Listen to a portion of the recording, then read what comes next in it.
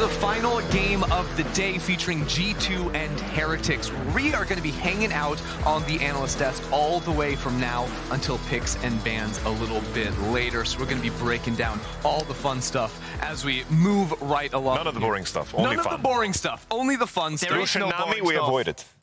There's absolutely nothing boring in League of Legends or the LEC. Just a disclaimer. Well, she's gone for at least one more patch.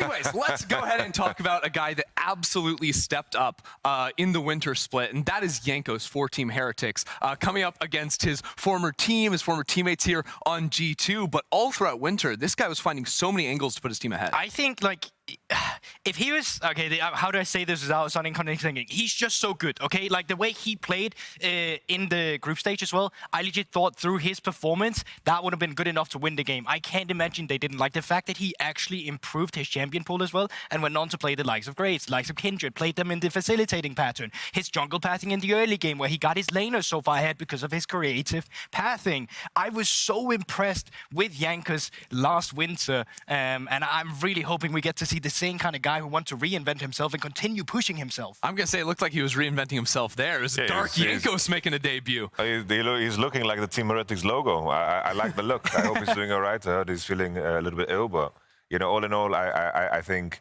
you know, in a season where junglers all across the board, I think there was so much praise to throw around, which also means that just the pool of players that you have to play against is very, very tough. I think that Jankos did a very, very good job of getting his teammates ahead, and I think where Team Heretics struggled was converting their advantages in mid, converting their advantages in top. There was never any cohesive play other than them just grouping on the mid wave, and I think that's always where Team Heretics have struggled, and I think they've band-aided the draft in a way where they always try to pick compositions that are allowed to do so, but in the long run, that doesn't really pay off. So I hope the Team Heretics, you know, they were talking about making playoffs. That was the goal in winter. I hope that they try to branch out and they try to actually take more risks so they give their players opportunities to grow. Because I think even if you get into the best of threes and you get stomped in the first one, if you play a way that is going to be exploited in the long run, I don't think it's going to pay off. I hope the Team Heretics actually takes bigger risks. I think Jackspektra looks more comfortable. I hope to see more of those Draven-esque games, maybe even against G2. Rock and roll. Oh, yeah. But that's something that's going to be interesting as well, because you're way more likely to stumble when you want to go for the risk, at least in the beginning before you figure it out. And I do agree, if you want to put extra terms to it, like if you only go for the scaling composition or something that you know can bandage the fact that your mid to late game is not always that good, you won't really improve too much as a team, right? So I think I really agree with what Yamato here is saying as well, because we know that from ERLs, that was the kind of Jackspektra that they like. We know that Jankos can play the early game junglers now as well from what we've seen. And we just need like the last thing really to click, because we can see the puzzles. We're just lacking the thing that's connecting them for the entire picture. I think Team Heretics were a team that took so many like early team fights. Like anytime an objective was spawning, Dragon, Herald, they were always looking for these fights. And whether it was in the initial setup leading into the fight or the execution within it, it ended up being our team with the most early game deaths. Not because it was individual players getting picked off or overextending in their own individual lanes, but they just lost a lot of early team fights that put them at a big disadvantage. So I'm hoping that's something that they can sort of improve coming into this year, because like we're saying, Jankos always been fantastic at capitalizing on a crashing wave that's coming in. He's always finding angles to get kills in the early game, but like you're saying, hard to convert off that. No, I think if there's an angle for Team Heretics in terms of what they could potentially find or change coming into the next patch is just Mersa. We've known him as the guy who plays the melee supports, the Nautiluses and so forth. I know that Jackspektra is a fantastic Aphelios player. In this kind of rhythm where teams are forced to reinvent themselves due to patches being new, which is not something that we saw much of in winter because it was pretty much the same game. It was just champions that came up like Gragas that people just started playing.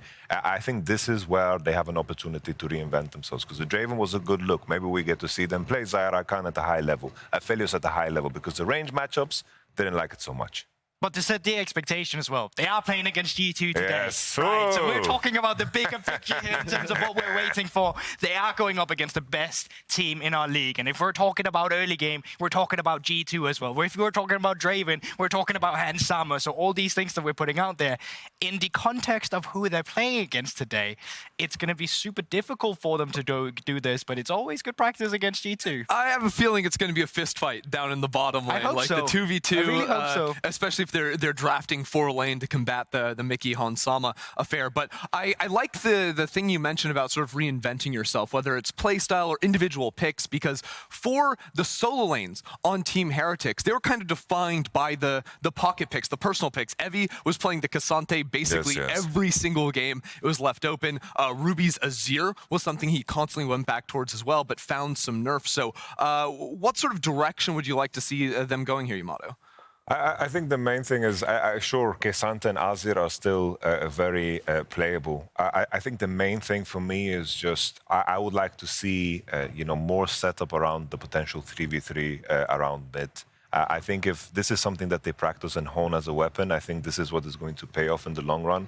I think when we see, for example, Annie and then maybe Jankos and Elise, Mersa, Nautilus, where they dominate the game through mid, that's like something that I could see. I think in terms of Ebi, I think putting him in that isolated position, I think, is perfectly fine. Yeah. Let him play Sion, let him play Caedrel, Renekton, and that's okay. The current meta allows it. I think the top lane meta has been rather stale, and I think just the contrast between these two players and their counterparts on G2, it's like Caps and Caps never played an Aussie game, this split, which is crazy to think about because of how they just view the game. The game's a lot faster, they're a lot more flexible in what they play. They're kind of looking at what they can achieve in a more they are just water as they flow. Sometimes the water, like the raft looks really wonky, but they figure out ways to connect with each other.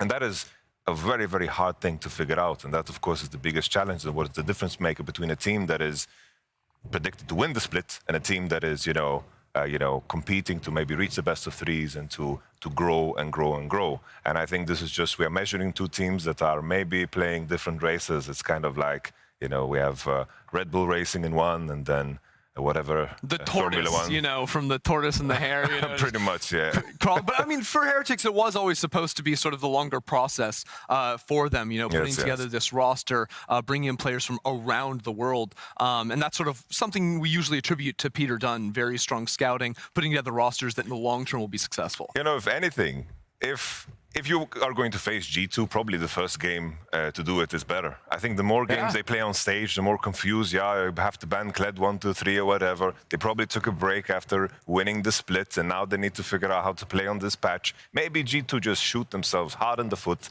if we're going to look at it from the context of just what the format is, and walking away with a point today would be fantastic. I mean, teams will barely ever feel pressured actually going into a best of one against G2 because you have nothing to lose. If you lose, most people will see it as expected. And this was something that I believe Certus said last split as well.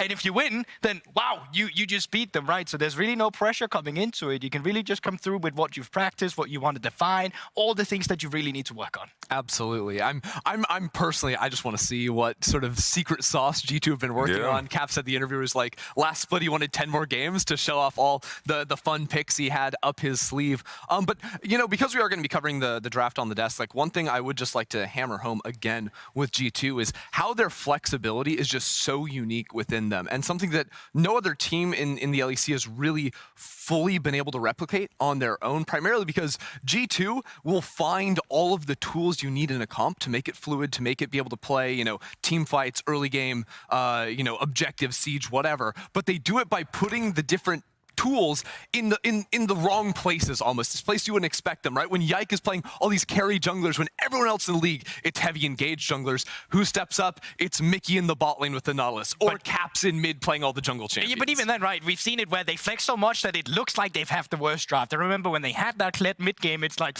this is looking a bit dicey despite the flexibility that you're showing. But then it's also the different aspect, because League of Legends is not just made in draft, it's also made on the Rift, and that's where G2 have the best players. Here we go. It is time to get into G2 versus Heretics.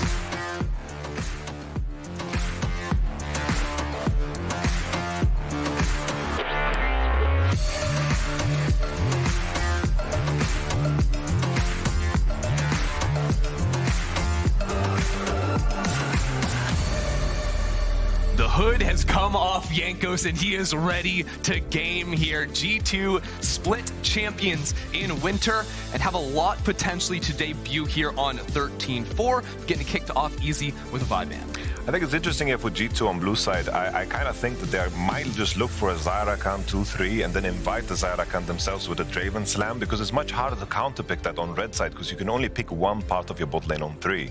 So I'm kind of curious how that's going to play out, because we've seen a lot of Rakan bans on blue, but I don't think G2 is a team that needs to do it. Yeah, so far on this patch as well, on red side, what we quite often see is the fact that you go with the Annie ban, you quite often see an Ashe ban as well coming through, although we haven't seen all too much of it here. It's actually G2's blue side that gets it. And then we see some of the AD carries that you don't want to play against either come through. Normally we see Caedrel be the one, but against G2 specifically, could be the Draven. You also have the aspect on Team Heretics though, saying, you know, if you want to first pick something that's not Draven, we can use it as a takeaway. We can try get it on Jackspektra and use that as a little surprise. Yeah, it's also interesting seeing where the priorities lie on day one, because of course G2 were practicing on 13-2-3 for so long, now have to make a bit of a leap here. A little Gragas maybe? But yeah, I was going to say these melee AP mids have been taking over. The Gragas was the first one. We saw the Cho'Gath earlier, piloted by Niski, but that's one that I know like FLICKR's been playing a lot of in solo queue as well and been watching around the scene. So nice to see Heretics not want to deal with any of the cap shenanigans. So I'm really curious to see the Heimerdinger event on 2 here. It kind of speaks to me that they want to send it down to towards the bot lane.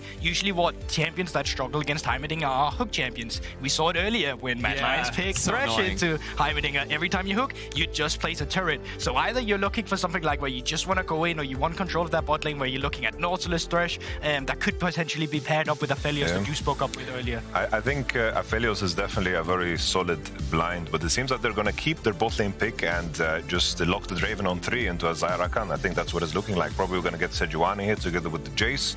They keep a Jayce flex, but Ruby heavy on Jayce. Already we are seeing some spice. That's good. Because I was actually asking you earlier today, Yamato. I was like, hey, why is it I always see Jayce get banned on blue side and then taken on red? So I don't know if you want to enlighten the flex of the Jayce here as well on red side. I think the tricky thing was always in the previous meta was, Xayah. Just tricky in the previous meta to find AP junglers when the enemy just takes it away. And now picking Jayce is more of a denial, and then you find just a different champion to play into the Gragas. You deny the combo, and then you just keep the flex for yourself on red.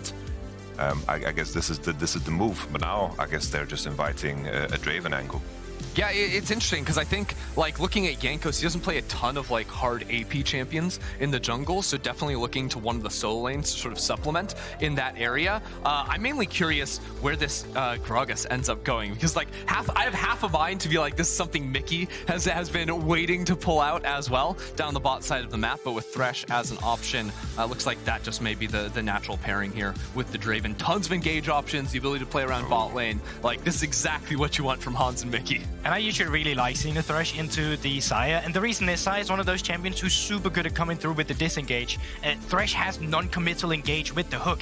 Either when you hit the hook, well, you hit it and you drag her towards you, or Xayah will be forced to ult. You're then ranged, so you're out of the feathers, so it's way easier playing around that specific interaction. Like, non-committal engage is one of the most important tools you can have at the pro level in League of Legends. The Gragas has it too with the ultimate there as well, but this is a exciting version of Heretics we're seeing with the Elise coming through from Jankos. Again, I want to sing his praises because during Winter Split, he was so good at capitalizing off of big crashing waves for his teams, ganking specifically around the bot side of the map, but now presumably with this Jayce, maybe towards the top side too, could look to set up dives against BB. Yeah, I'm wondering how they're going to approach this, because Gragas blind is rather safe if the enemy team is going to keep their top lane choice to last, because Jackspektra is going to lock the support for Mersa, of course. I think they have, angles to just send Gragas mid, pick Elise in jungle. Jarvan has a lot of potential here too with the Draven Thresh. Completely in line with what they want to do in the game, and then you find the engage, of course, against Jayce and Xayah. Here, banning out supports is very easy too. I think this is going to be a very dangerous bot lane situation for Team Heretics. Yeah, I think for sure. You just take away supports here, get rid of the Nautilus. Yep, that's super good to come through, even though it's Blitzcrank as well is a good man. A lot of these things that just deals with what you have already, and as you said already, as Team Heretics, you legit don't know what you ban. You know you're playing against the bot lane, but Gragas can be top, Gragas can be mid, Gragas can be jungle. All your bans here are fully theoretical, and that's the power of that Gragas. Yeah, it's hard to know what you're playing against, but I do think Heretics need to know what they need still in the comp, right? You're still lacking that sort of heavy frontline initiating engage, so expecting Mersa to maybe pick up some of the slack in that area. If we're talking mid laners, if it isn't going to be the Jayce, one thing that I did like Ruby towards the end of the season, the Syndra, had a really nice game on that, sort of setting up for the team, looking for picks with that as well. Maybe not ideal next to an Elise, makes the Merc trade value really, really high for G2 to lock in, but that is the evolution I want to see with Ruby, is more champions that Jankos can play around the mid lane with. Oh, okay. We have the Rakan lock-in. Another angle could be to just slam the Sion, pick an AP mid laner like Cassio again, bring that back into this short range composition. You're going to have a good time. They might pick a mage on 5, but I think if the enemy picks a mage on 5, I think this champion is just going to be too slow. But the fact that they banned Sylas, I don't think their headspace is really there on the Cassio. So I'm just going to let G2 pick and stop predicting. There's no point in predicting it, is there? Oh, there was a Jarvan at least. We got something. Yes! Yeah, well, but we still don't know where it's going now, do we? Once again, I do like the things that's coming through, right? Jarvan, once again, one of these champions that's super good at shutting down the side due to the fact that, yeah, you can feather, but you can never feather out of the Cataclysm. You'll still be stuck in there. Malphite, though, this is G2. This could be flexed. We could see Malphite mid as well. Yeah, but like right now for Heretics, it's like we have this very vulnerable backline with the Jayce there as well, and just so much heavy engage from G2. This isn't the best like front-to-back team fight for Team Heretics either, right? When there's so many engage tools on the opposite side, so many tanky guys there too. So I do think the Gwen last pick makes some sense to give strong AP damage, also some tank shred against this G2 frontline. I like the fact that Team Heretics are trying something different here. You know, they have Gwen, he has to step up. There's potential there to carry in such a game against a tank match up top. Ruby together with the Elise, there might be, you know, the way they break the bot lane situation is through the 3v3 mid, because if they try to match the 3v3 mid on bottom side against Jarvan, Draven, Thresh, I think they're going to have a hard time. So I hope that we see, you know, a new version of Team Heretics, maybe not a completed one, and maybe just a strong attempt in the right direction. Yeah, I think 3-3 is going to be tough. Team fights later going to be tough as well. So this is one where I think Jankos has to show that winter split form, get an early lead, capitalize with his lanes, and then with that priority, they have a lot of tools to set up picks, set up traps inside the enemy jungle they can try to capitalize on. I think even footing, the later we go, the worse it looks for them. Yeah, I mean, lots of pressure on Jankos for sure. I also just think like level 6, like look at the champions you're seeing right now in G2 Esports, right? And while you have that self-heal on the Xayah, what's this going to do when you spot Elise in the jungle? She's going to get blown off if she's not already in the spider form to repel it immediately. Lots of pressure once again on Jankos, and if they can get the bot lane ahead, then force the Draven behind already in the early game, that's something to play for sure. No, for sure. I just, every draft that I see, I just think Gragas is so damn broke. Yeah, it's true. Every time I see Gragas on P1, I'm like, what are you supposed to do? This needs to be banned. But let's see, maybe it's bad this game, and I'm going to be wrong with what I'm saying. Take it away, Ender. Yeah, maybe it'll be bad, but in Caps' hands, something makes me doubt that very, very much. We are heading into our final game of the day. It is G2 Esports versus Heretics. Sound of the G2 army loud here in the Berlin studio as we head back to the caster desk. Greetings. I'm Drakos, that's Caedrel. I'm the Katarina. He's the Braum to my Katarina, apparently. Based on the action figures in front of us. I'll be your shield any day. Appreciate you. I'll take a bullet for you. I'd catch a grenade for you. Wow, Bruno Mars, that's you. That's me. Appreciate But you. that's a Malphite mid as well. So Caps is... I looked at his solo queue actually. He's been playing a lot of Malphite mid. I mean, I can tell you the champions he's been playing in solo queue. You wanna hear them? These are his mid lane champs. Yeah. Malphite. Jarvan mid. Okay. Shyvana mid. Rammus mid. Wow. Maokai mid. This is a great for a segment called Bronze or Challenger on some I just feel like he looked at his Caps is jungler. the Challenger end. He looked at his jungler and he was like, you know what? I Those think champs are fun. maybe if I play them mid, we can flex everything. And you can see the second Jayce gets picked in 1-2, they ban Sylas on 4-5. And then they just blind Malphite and say, Malphite's going into Jayce no matter what. So I think if they picked, for example, Victor, they'd put Gragas mid, you know? Yeah.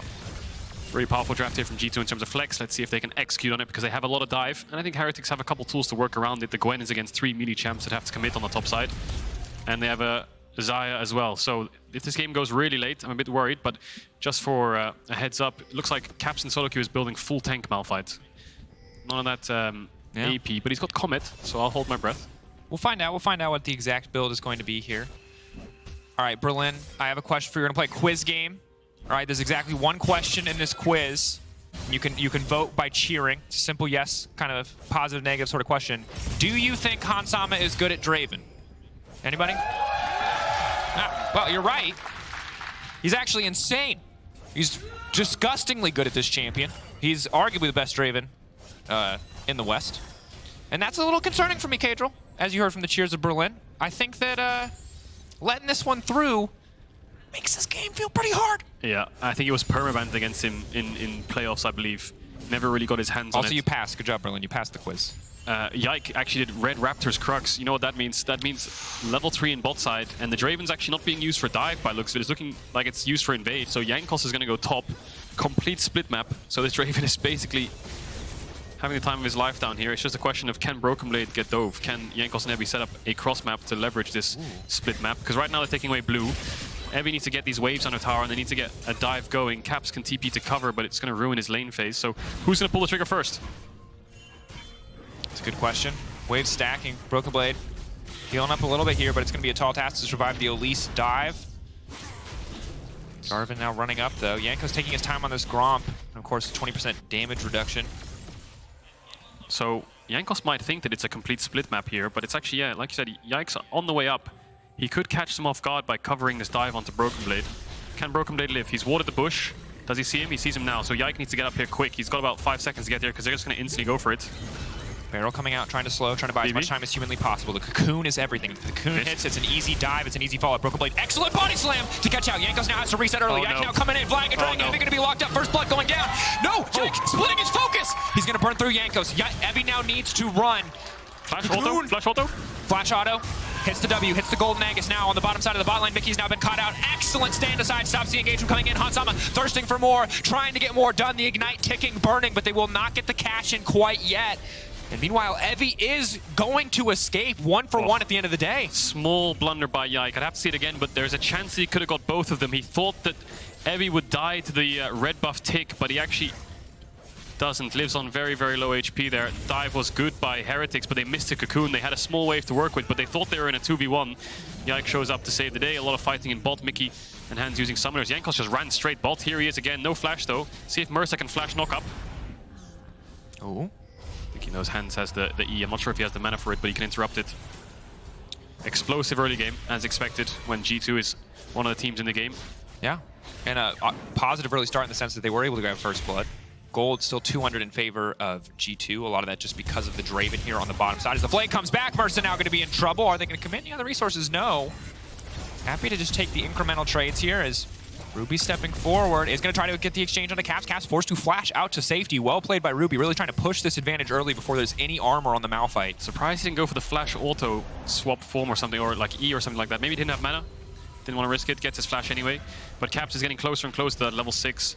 Guldborg was talking about it on the desk. The amount of dive this team has. Malphite, Jarvan, if they find one target, they're going to get exploded. And Ruby, if he loses his flash, and yes, he could get a kill for it, he's going to sacrifice his lane for the next 5 minutes. So he wants to save it. Caps building the chain vest already. And you look at the squishy members on the side of Team Heretics, you know, outside of Evi, it feels like everyone on their team will just die to the base damages from a Jarvan and Malphite for about the entire game, which is a truly terrifying prospect, especially now that you see Caps already pulling out a chain vest. I would assume Sunfire first for Malphite. I won't make any strong definitive statements. Could also be Frozen or Iceborne Gauntlet. Yeah, we'll see what he builds into. But you're absolutely right. The base damage is what carries champions in the early mid game, and that's why they're strong. But then they fall off later on because their scaling ratios are not that good, and their itemization is focused really heavily on the early stages. So that's why champions like, you know, Gwen only get stronger. But Gragas is pretty strong already. Yike's covering bot here, making sure he can mark Jankos to push him back. Gonna take the fight, repel to the blast cone. Should make sure that the Elise is safe. Just defending this pink ward. Wants to make sure that Hans and Mickey have all the information to work with, so that Mersa and Jackspektra are just constantly under pressure and scared. See the vision toggle there from the observers. Jankos snuck his way into this bush. They might get a bit of a surprise when he's here. Aggressive here. Jankos, there's not really any counterplay available. They can try to turn and burn the Jarvan, but they don't have the damage. They don't have the firepower. Now they need to back up. Jankos goes up, but he goes down in the meantime. Big money now in favor of G2 as they get the cash out. Little bit of overconfidence. BrokenBlade, just gonna... Okay, just gonna send him off. Do a little bit of damage to Evi. I think he's going to go for the health plant, so he should heal that back up. But overconfidence from the bot side of Heretics. They thought they could win the 3v3, but double knock-up. Instantly won. Cash out for Hans. 2 kills on this Jarvan. The bot side of the map has fallen apart. Yeah, and you really got a feel for the Heretics bottom lane. You know, they struggled a lot when you look at Winter, and the fact that they have to come back from their first game in Spring versus arguably, actually, the strongest bottom lane in our league. Now the top side in trouble, however. Evi trying to heal up as much as possible, but Caps goes in. Unstoppable force. Jankos can't really do anything here. He's level 5. Ruby's behind him, actually. Maybe they can get the Gragas. Trying to finish it off. A little bit of poke coming back. Ruby getting slowed down there by the shard. Now trying to run him down. Flash in, knock back with a Thundering Blow. BrokenBlade still alive for now. Now Caps might try to turn the play. Big damage from those W's. That's the 13.4 buffs coming in. Jankos wants to finish the job. Gets the Q out. That's the double for the Spider on the top side. But here comes Yike. The endless parade of teams looking to fight will finally stop. Really well played there from Jankos. He smites the creep to get the cocoon to stun Caps to get the kill. Good mechanics. Mikyx gonna pull Lantern in. Oh, and on the way out! That's clean. Exhaust. Is it enough? It is. The dash distance onto the Xayah. So Heretics trying to fight back. Caps just roaming from mid to top. Ruby's forced to follow him. Easy execution on the Malphite. The Gwen doesn't have flash. Can't dash out of the ult. Yike's coming back here for round 2. Demolish proc for Ebby. Not sure if BrokenBlade can get in range there. So the play is going to be called off. And right now, 1.3k gold lead. Team Heretics keeping this close-ish. Bot lane really the only big problem, though. The rest of the map actually still quite evenly matched. Of course, Malphite only going to get more scary as he gets some items under his belt.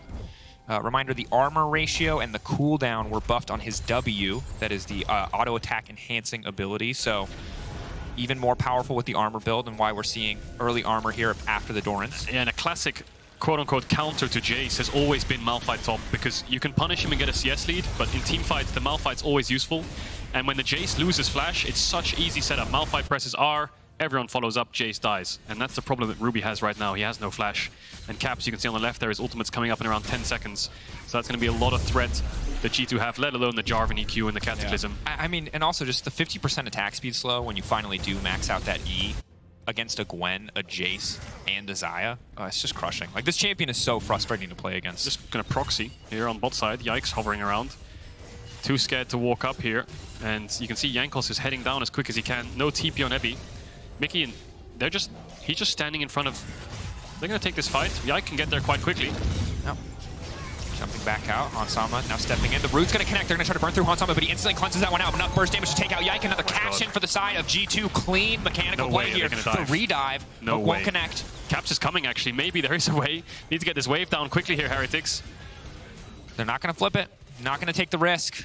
And this is what's so terrifying about Draven and also about the G2 bottom lane, as we saw when Kobbe got ahead in one of our previous games. They didn't do a lot to push that lead right away. G2, though, doing much more to get the ball rolling. Ruby can't play the game, man. Just getting walked down.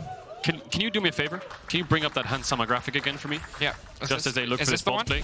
Is this the one? We'll see is this that publicly available information that they had access to? So, I'll hold my breath for a second. I think maybe they can turn this. Look for the kill. Shut down. That's coming through. That's going to be big. Mickey now in trouble. Jackspektra pulling it back. Okay. Gold starting to shift. Still 2.1k gold lead for the side of Hansama in the individual matchup, but Jackspektra and Team Heretics firing. That was the whole gist of it, really. He had a 2,500 gold lead before that fight actually happened individually at 10 minutes. So G2, when you give them these champions, they can play around the side lane so well. Now, a lot of gold back here for Heretics at least.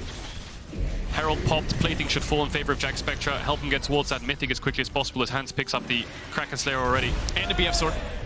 And never mind, he got Mamsef dagger. Gonna play a little bit safe. Doesn't want to go too crazy. And you can see the power of the Malphite Gragas Jarvan in the early to mid game when the Jayce has no flash. I feel like G2 have just found such a good answer to Jayce Flex already. Yeah. And credit to Jankos for getting a lot of these kills back and punishing some of the over-aggression from the G2 lineup. You know, good to see him have this performance on the Elise, which good himself an individual 1k gold lead. But we'll take a look back at this play. Nice play by Jankos. Flash Cocoon lands it onto Hans. Lantern's there, but they managed to get enough damage down that he's disengaged from the fight and Yike's committed. So he tries to flash out. Use the smite on the Spiderling. Maybe he could have used it on the champion perhaps, but it doesn't matter. He's dead. Shut down over the Jankos. Kill over onto Mickey for Jack. So they at least can fight back a little bit on this bot side. No mythic though for the Xayah, so I think G2 are just going to keep rinse and repeating down here. Look for these Drakes, start looking for bot tier 1.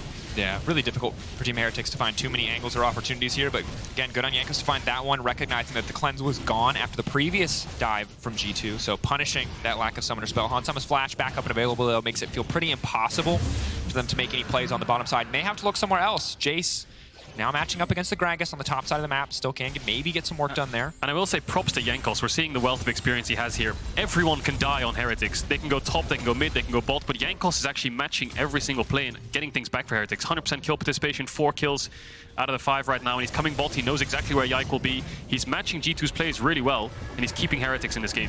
Ooh, body slam. Just a little cancel there. Knock back, keeping it going. Trying to body block, Thundering Blow. is going to come out, knocking BrokenBlade into the tower, just walking him down and belly bomb. So This man was not ready. The amount of thick boys just ruining his day, too damn high. And he's got the take notes. That was obviously from MSI last year, so I think he knows he's locked MSI, get a nice MSI emoji ready for when they arrive in London in a couple months' time. Blades over to him, kill Rod of Ages. Gragas is just so tanky and will scale quite well with the tier 2. And adaptation coming in here from Ruby, opting for the Gore Drinker and a lot of these scrappier matchups. Of course, Omnivamp is not on the vast majority of items anymore. Gore Drinker, one of the few that was not hit by those fighter itemization changes, so maybe hoping that Sustain will save him in some of these 1v1s. Jankos is looking for anything, really. Covers bot for a second, tops down, runs towards mid, no push, trying to help out there. He's up a level, just barely, and he's still up at 1.1k gold. And so you're going to use the ult to cancel bases. That's going to help out the tempo a lot. Jackspektra wants to base there and pick up his mythic. That's going to be a lot of gold over to G2. Jack's now debating, should I stay? Am I going to lose my tower now just because you've stopped my base? I mean, they have so much kill pressure. That's what's terrifying, right? If you make a single mistake when you do stay, it could all be over. Caps are going to be forced to ult out to safety. Holding onto it for now as Yike is on the way in. Unstoppable Force, where's he going to go? Cocoon not quite connecting. They're going up, but he's instantly going to try to turn and burn. BrokenBlade now on the way in, and G2 firing back. Evie healing up, though. Still standing for now, trying desperately to stay alive, but it will not be enough. A double for BrokenBlade in the mid lane. BrokenBlade is just everywhere, isn't he? He kills Ruby in top, pushes in, moves towards mid, and then counter ganks Jankos' play onto Caps. Held the ult for so long, didn't want to disengage, knew the limits of the Cocoon, and that he wouldn't get hit. Heretics are answering with some plates, but again, BrokenBlade, really good roams. Yikes now again towards this bot side. No. Jack still not base for that mythic. Not even going to be able to lane here. Flying and drag. Mersa should be able to dash to safety. Flayed. But will still get out in time. BrokenBlade trying to break down mid lane. Plates are about to fall off. I don't think he'll get another one. Can G2 break this tower? They will before the 14-minute mark, so that much extra money into their back pocket. Still a 2k gold lead individually held by Hansama, but now Ruby, because of that pressure in the side lane, up to 1k gold lead for himself. First tower, yeah, over to Ruby. It has the Gore Drinker as well. It's really good into these short-range champions. The Jayce can just go into Hammer form, pop the Gore Drinker, get the healing. See how effective it is later on. But now I think is where the map gets messy, because the laning phase is basically over. Hans is going to go towards mid, Caps is top, BrokenBlade's going to leave this lane soon after this wave. And this is where the comms will get a little bit hectic for Heretics, because so much engage on G2, so many ultimates that can just go forwards means one misstep and you're going to get caught out. And this is where G2 very often are at their best, are these mid games, where they'll make decisions to drop waves, to overstack on a side lane, to make these incredible plays that can snowball leads. And credit to Heretics for keeping it close thus far, but now is really where they are going to start to get challenged. Jankos knows this mid game. He was a part of it for years, but for younger players, it could be so overwhelming to play against a team like G2 in the mid game. He's read the early game really well, and he's actually trying to cross-map bot here, trying to look for a dive onto BrokenBlade, but he was spotted on a ward, so now G2 are going to go towards top side. Bit of a split map going on here, but G2 are the winners because they're getting a Herald for this. This is the net positive. We'll see if they can even get this bot tower. Looks like Jankos has abandoned it. They want to contest the top fight. BrokenBlade has no TP, so Jankos identifies, instead of diving bot and going even, let's try to force a fight up here with a numbers advantage, or at least deny this, and not go down on gold. The struggle here, though, is in the meantime, Caps is just auto-attacking top. So they are losing something for coming for this contest. It's very important that they can get the Herald, but they're starting it so late now that Caps can come down if he wants to, and G2 could contest. That said, BrokenBlade on the bottom side, no TP. Doesn't look like they're going to go for it. Maybe just willing to give this one up. Yeah. They're going to lose a tower for a Herald, but that should net them a tower as well. Hook. Gonna go wide. Jackspektra gonna try to step up here, but Hans does way too much damage for him to contest that. Mersa threatening some kind of engage, trying to get that mid wave in. Someone needs to go towards bot lane and catch that, so Heretics won't lose any gold on these side lanes in terms of creeps.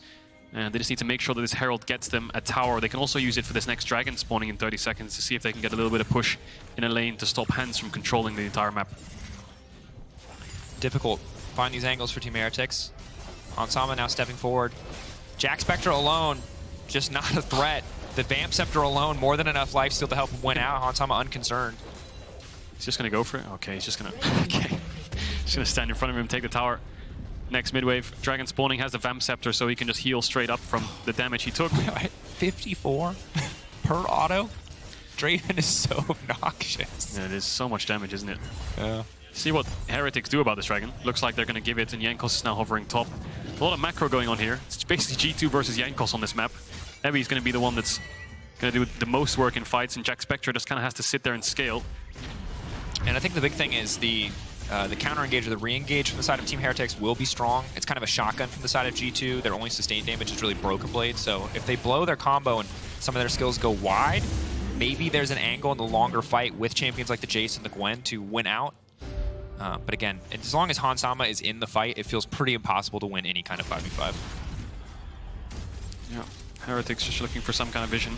Surprised that the gold is this close. You know, when I saw the explosive early game from G2 with both sides going in their favor, normally in games like that, G2 just snowballed it exponentially into a 5, 6, 7,000 gold lead by 20 minutes. So, yeah, fights will be slightly even. The only worry I have is I'm not sure how much Jayce can do in these fights. The poke's not that useful because, I mean, you're not going to get poke against hard engage. They're just going to go in. He's also not the lethality build, Yeah. right? He's got some decent flat AD, but doesn't have lethality yet, doesn't have Muramana completed. I think this whole comp is just to shut down Jayce, so Yeah. see what he can do. I mean, he can try to play cleanup duty in hammer form and buy time for the Xayah, but again, Jack needs more items. Jack is the sustained DPS next to Ebby. And again, while G2 are clearly winning out right now, have a 3k gold lead, want to give credit to Jankos as he'll now leap out to safety. Credit to Ruby as well, because while his scoreline is pretty lackluster, you know, the pressure he put down on the side was able to help him build this individual gold lead and has looked pretty solid in some of these exchanges. Mersa now in trouble. Caps is just playing Splinter Cell. He knows there's a Gwen here somewhere. He's been hiding in this bush. He's called BrokenBlade to TP in, but his TP got cancelled. Running down. Does Caps want to stick on this play? It looks like he's decided he no longer wants to fight this as BrokenBlade is now leaping out of safety. Excellent TP cancel from the side of Team Heretics. Now Yike on the way in. They're going to try to turn and burn. Do they have enough burst to burst through the Gwen? Yes, they certainly do. Mikyx now trying to leap out to safety. Hansama charmed up. They're trying to body block the Lantern. Hansama running out to safety. Now looking for the re-engage. Somebody blinking health bars. BrokenBlade knocked back by the thundering blow. Jackspektra locked up. Jackspektra ignited. Trying desperately to get out to safety. Can flash to safety. Has not pulled the feathers back, and the play will stop for a moment as they disengage. Don't think G2 are going to force this tower down, are they? Looks like they are. TPs are available for Team Heretics in 10 seconds. Maybe biting off a little bit more they can chew here. Ruby Yike. again stepping forward, the flag up, the drag back out to safety. Hansama going to take the Lantern this time around, or waiting. Hansama full confidence there. Oh my god, he's just playing in Heretics' face. Playing with confidence, knowing that he can dodge skill shots, has a Lantern right behind him, and they're going to back off as Ebby respawns with the TP ready. G2 are looking for an individual play towards top. Got cut short by Heretics. Jankos will find Caps, who has flash. Might have to flash the Cocoon, but I'm not sure if he's in range. Ooh, just out of range. Caps walking away there. Muramana complete for Ruby. Struggling on experience. They still have this Herald. It's about to expire. You can see Jankos needs to put this Herald down somewhere. They don't have a point of pressure. Has to go mid, doesn't it? Just try to get as much damage on this tower as possible. It's going to go with Mersa here. Place it, sweep out that ward, and now this is kind of like the call to mid lane. But I don't really think Heretics can pull that card. There's nothing really to pressure. I think G2 can just kill this Herald. There's nothing to do with this time. There are no objectives up and available, and Herald's not going to hit the tower, so all that effort ultimately results in the local gold for the Herald and 25 extra gold for Hansama here. Definitely not ideal, and credit to G2 for forcing so many plays in succession that there wasn't a pressure point for Team Heretics, but that is brutal. There's a few must-bans in some teams, you know. Yeah. Hansama, Draven, Well, and this Yushi, is Caitlyn. when G2 are a terrifying team or a terrifying organization, oftentimes it has just been that it's kind of pick your poison on what you let get through. Here we They go. picked Draven, and they're getting poisoned now. It's Hansama just cutting through in terms of overall damage. That's the Oh knock my god. Easy combo. Jackspektra on the backside, untouched for now. Jackspektra desperate to get anything back, but Caps is just so beefy. Now looking for the 1v1 versus Is it a Jankos. penta? Hansama's killed one carry. Is it a penta? He wants to kill another. Is it a penta? Is it a penta? Oh, the penta for Hansama. 5 kills over to the Draven. Caps right behind him. Mickey with the confidence. Hands cleans up. He's the single carry in this entire comp. And he does his job perfectly. 5k individual gold lead, 5 cash-ins back to back to back to back to back. And now a Baron to follow up as BrokenBlade pushes in. It was close until it wasn't, and it is no longer close. So you can see the idea from Heretics here. G2 know that they can commit to this play because all of G2 are collapsing onto the Elise. It looks a bit dicey to begin with because Mersa can get in range, but he doesn't actually get the W onto hands. He gets away. Caps massive ultimate. Lands onto 2 on top of the Draven ult. I don't even know how much gold Hansama just got from that. It was over 1,000, and then Ruby flashes away, flash to follow. And I think here, just look at Jankos. I think Caps realizes he's going to get a penta about now, and he just stops hitting him. He's like, wait, this could be a penta. Hands it over to him. The awkward thumbs up. Great emote. That's a nice way to come back into the next split after winning it. First game. Kind of a spring. reminder. Caps having a good time. G2 having a good time. G2 happy with that. And awesome that, you know, even after you've won a split, you can still take joy in the regular season, still have these fun moments, and credit to them. Wow. That's 13, a 5.3k gold Thank lead. you, production, for highlighting that. Just look at the AD carry items. It's Bit of a diffy in the biffy. yeah, a bit of a diffy in the biffy. 5.5k. Wow. Old meme. Old meme. Special number here in esports. Drake's up. They're going to push in mid, easily secure that dragon, and the game's is basically as good as over. All they have to do here is just engage and protect Hans. Yeah. And Well, I think this might be another split of Draven, Ben. What do you reckon? I think so. I haven't seen the Cho'Gath from Caps yet, but I have to imagine. Or you know, that Cho'Gath from Hans. Or the Cho'Gath. Oh, wow. Yeah. But I think the Draven might be better. Yeah, it might just be. It's always funny when you look at the bans against G2. You know, the bans last game, what were they? This game, sorry, they were what? Kled, Annie, Heimerdinger, Cho'Gath. You know, the meta's evolving into such wacky champions that it's just G2's playground, really, isn't it? So BrokenBlade's matching Ebby here. He has TP, but Ebby doesn't. It's the second time today we've seen one team be wildly ahead and just spend their time chasing the enemy top laner. Yeah, got the split screen. Cap's actually quite low HP. Might have to base and TP here if they want to keep pressuring, but it looks like Yike's recalling too. No, looks like Cap's going to base and TP in if they want to force more. There he is. Team Heretics. BT boy. Bounty hunting right now. Oh, there he goes. There he goes. Leaps in. Hansama's going to kill everybody. He's legendary, unsurprisingly now at this point in the game. Just absolutely slaughtering. Oh, knockbacked in. They're just going to try to keep it going. They're playing ping pong with them. Mersa finally going to find that engage. Just into the waiting arm of Hansama. Are they going to dive the fountain? I feel like that'll be a G2 thing to do here. Oh, wow. He maybe could. Big damage. Oh, yeah. Here they come. Dive the fountain. G2 classic. Yeah. Again, early game, some credit to the side of Heretics, but this has been the G2 show. Pentakill for Jack. For a long time. It never works, guys. Why do they keep doing it? That is a dominant start. Credit to G2. You know, commanding game. Showed us some new things in terms of the draft and showed us some old things in terms of the Draven, and they're still working fine. And again, for Heretics, keep that composure. Look ahead to the games coming up. You played against the champions, and they are the champions for a reason. Another day in the office really for G2. They've shown so many picks now that I feel like drafting against them is just impossible at this point. And this just reminds me of the olden days of like when the meta is just so flexible and you have players that can play every single champion to this level. It's just, there's no winning option sometimes. And their whole draft plan was to draft against the Jayce, and it worked. You don't want them to cook, and you don't want to give them comfort. And if you take away the comfort, they cook. And if you try to be in the cook picks like the Cho'Gath or whatever, then you give them comfort. And there's just no right option right now against G2. Yeah. We saw how dominant they were in the finals. Have to see if they can continue this dominance in the regular season. I wouldn't be surprised if they drop a few games here and there, but they are a terrifying team, even more terrifying in a best of. And for now, they remain on top. And that's the thing. They're scary in best of 1, yes, but in best of 5, it's just a whole new beast, isn't it? When they've shown all of these wacky picks, and Caps is just spamming all of these psychotic jungle champs in mid. And a lot of times when teams want to play wacky picks, you know, in a best of 1, you call them cheesers. But G2 are the team that'll do it in every game in a best of 5, and it's just like, no, they actually just have insanely deep champion pools. Yeah. Yeah. It's not a one-off strategy. It's they'll play Kled a lot. Not afraid to do it. Impressive stuff from G2. So much flexibility, and I think that's their biggest strength, just raw flexibility in early game. It's always been their early game. If they start getting that ball rolling, it's never really going to stop. And props to Jankos, though. Like, he was trying his best. He was running around the whole map, trying to counter-gank literally everything. Fantastic, yeah. He's feeling under the weather as well. He's wearing a mask. He's a bit sick, but he's trying his best. And he just can't keep up with the pressure. Yeah, and tough loss, obviously, for the Heretics bottom lane. I think they got a lot of criticism the previous split. We'll have to see if they can bounce back. I hope they can bounce back. It is just a single game. It was the best bot lane in our league that they had to go up against on comfort picks. Want to see more from them into the days and weeks to come. But for now, it is G2's time to shine once again. Innovation. Love to see it. Actually, retro picks, depending on how back you want to go. I think the last Malphite we saw was in a troll game from Froggen in 2014. So Malphite mid. Yeah, player of the game at LEC on Twitter. BrokenBlade, Hansama, Mikyx. Well, one of them got a penta. So, wait, where is it? Yeah, there it is. Got one. That one. One of them did get a pentakill. Yeah. But he did get set up quite nicely by Caps. True. He's on the list. I feel like every penta is a team effort because you have to resist the temptation to last hit. Yeah, I feel like a few players have just robbed that on the spot.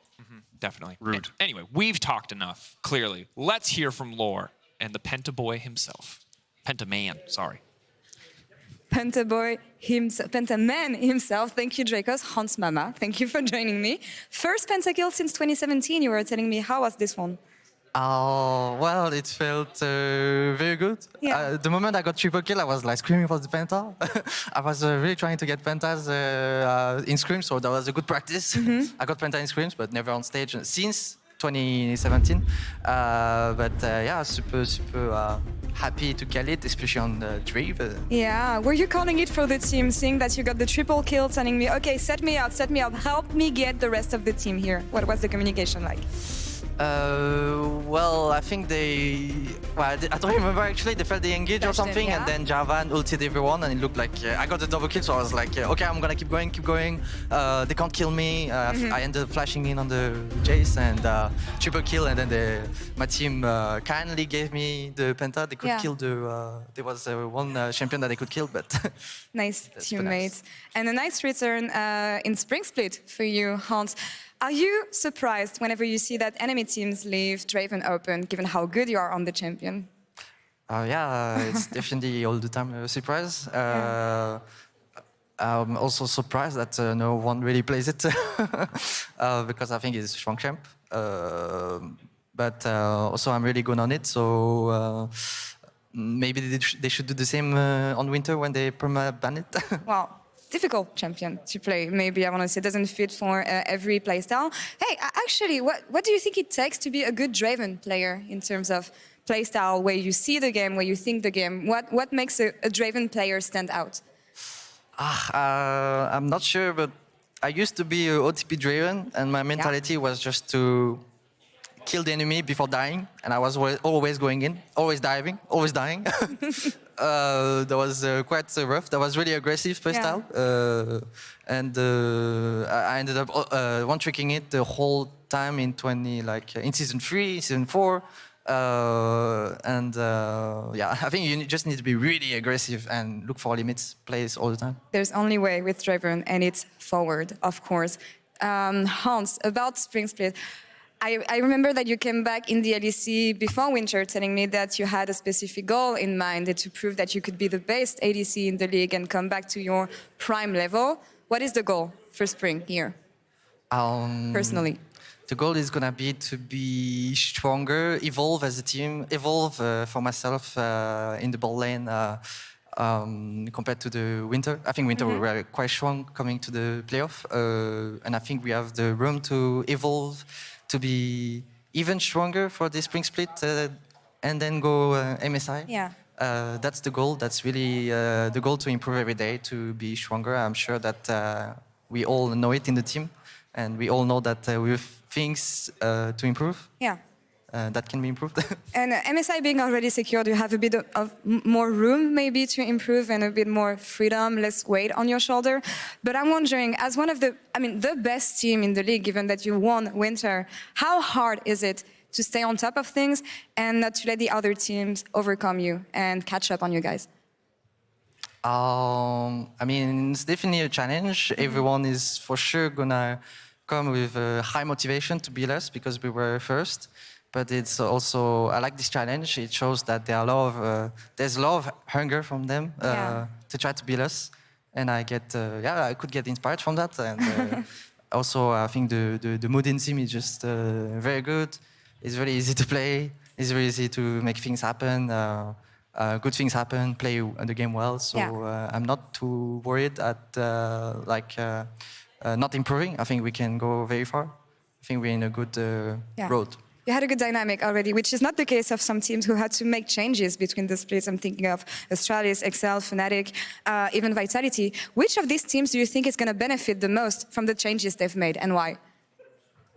I think Vitality should be the one that benefits it the most. With Upset coming in, definitely didn't play him the last year. I'm really happy that he comes back. It's going to be challenging to play against him. I know that he's good, and for sure it's going to affect Vitality in a positive way. Yeah, I am really looking forward to this matchup. Hans, thank you for the interview. Merci beaucoup. Good luck on the game tomorrow. And that's all for us here on this side of the stage. We'll be right back with PGL, with Mikyx, Shox, and Yamato. Stay tuned.